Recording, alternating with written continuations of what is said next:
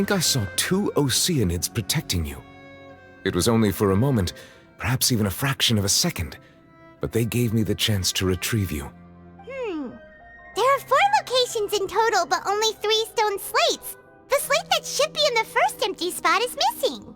Oh, that voice. Is that who I think it is? Huh? It's you two. What are you doing in Fontaine? A visionary?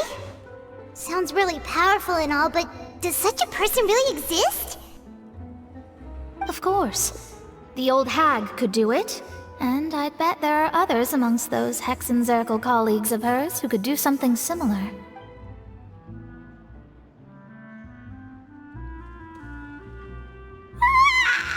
Good morning.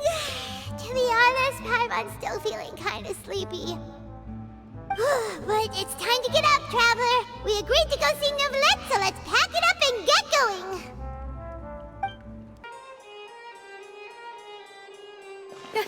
You're here! Finally!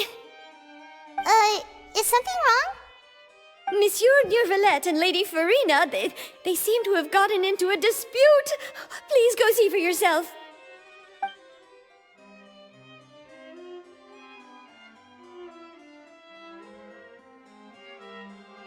Like I said, I've already explained everything!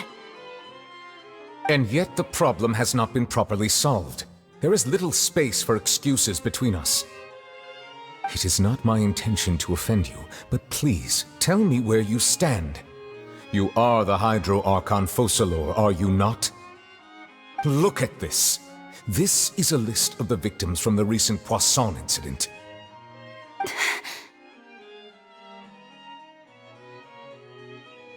You mean... they're all... We did not arrive in time to avert this disaster, and I will not have it happen again. I will say this once more. You must tell me everything you know. Yesterday, I found 3 stone slates in some ancient ruins near Poisson. Do you know anything about those? Seriously? You're questioning me like this is a court case now. I don't know anything about that. But you found them in some ancient ruins, you say? That's correct, which is why I came to ask you some questions. There should have been 4 slates, but one of them was missing. The other 3 feature different images that seem to correlate to the prophecy. The prophecy? The second of these slates depicts the previous Hydro Archon Egeria kneeling before a floating island in the sky, as if confessing something. Do you know nothing of this either? I don't. I've never seen such slates. I'll ask you again. Do you really have no information regarding the previous Archon? My deciphering of the slates indicates that the Hydro Archon Egeria once had to confess to, or apologize for, a certain sin.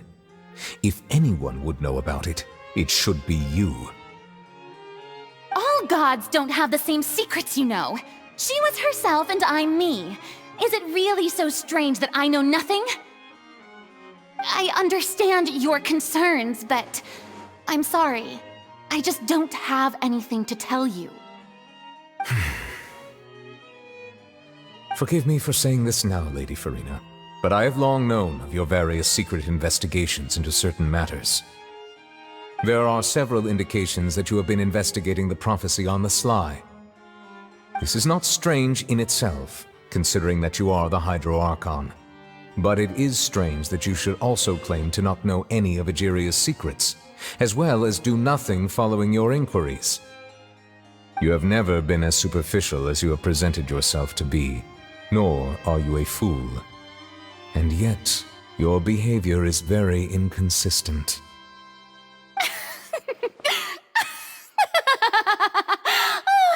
So you've been watching me all this time, have you? I didn't think you were that type. You... Well, since you know about my secret investigations, then you should know I'm actually working to take care of it. There's no point questioning or suspecting me. You're the Eudix, but you're still my subordinate. You should be following my lead. Just trust in me, your Archon, and do as I say. Never mind whether you can truly convince yourself to or not. It'll all turn out fine. That's all I have to say. We do not discuss this matter again. Oh, the opera's about to start. Toodles!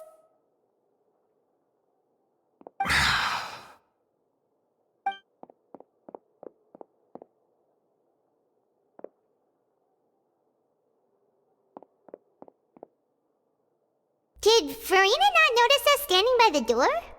Wonder what's up with her. She was smiling. Huh. She didn't seem in the mood to care if we were listening in or not. I assume you've been outside for a while now? Oh! You noticed! Seems Furina didn't even realize we were here. She was in a great panic, though I cannot discern the reason. Our discussion reached impasses time and again, a state of affairs that we cannot allow to continue. Still, I do not understand. Dialogue is the basis for understanding, so why did she keep refusing to engage?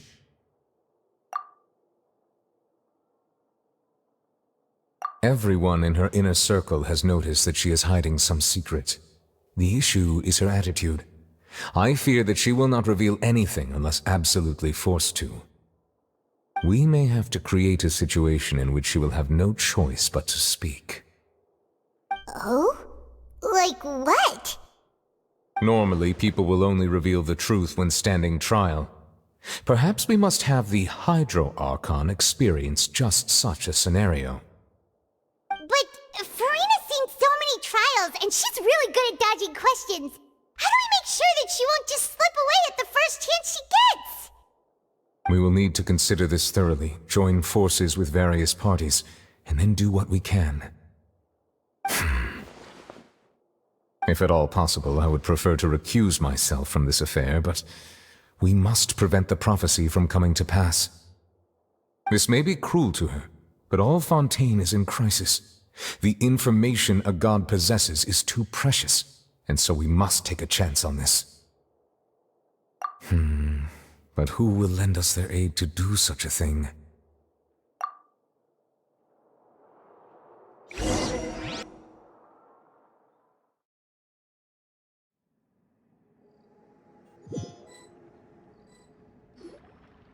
Well, that's everyone, huh?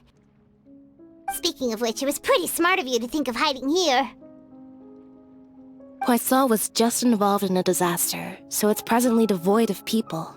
That naturally makes it the best choice. And here you are drinking tea like it's the most natural thing in the world, huh? That's what families should do. Sit and enjoy a leisurely time together. It's nice to enjoy tea here, you know? Care for a cup? Lend me your ears, everyone.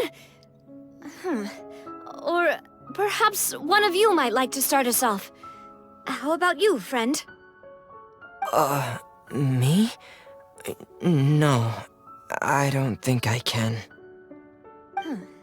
Then, how about you, good sir? I fear that I will cause the mood on this boat to become as somber as it is in court. Well then, I guess we're lucky we've got a local like me to organize things. Wonderful, the spotlight at last. I guess I'll be facilitating things from here. That was a little long-winded, don't you think?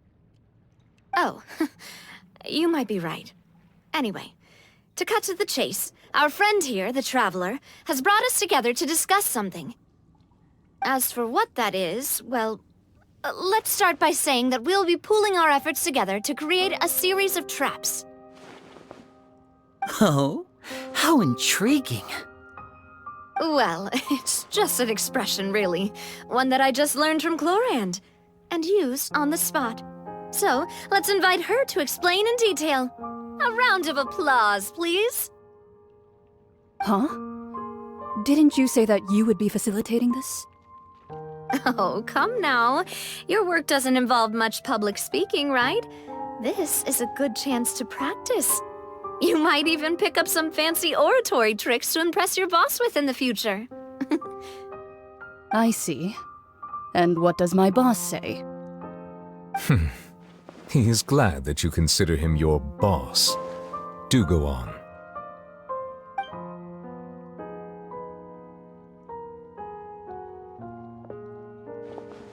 In that case, do any of you have experience hunting? Not that I recall. Fremine and I once used a wooden stick in a basket to catch wild rabbits when we were younger. As for Lynette, oh, right. You were sick that day, weren't you? I've also gone diving to catch some fish before. Does that count?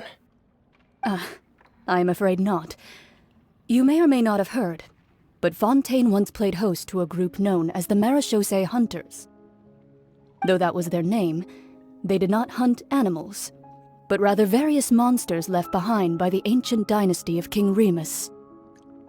Today, Fontaine's monster population has already thinned greatly, so the hunters have blended back into society, taking up arms in other lines of work.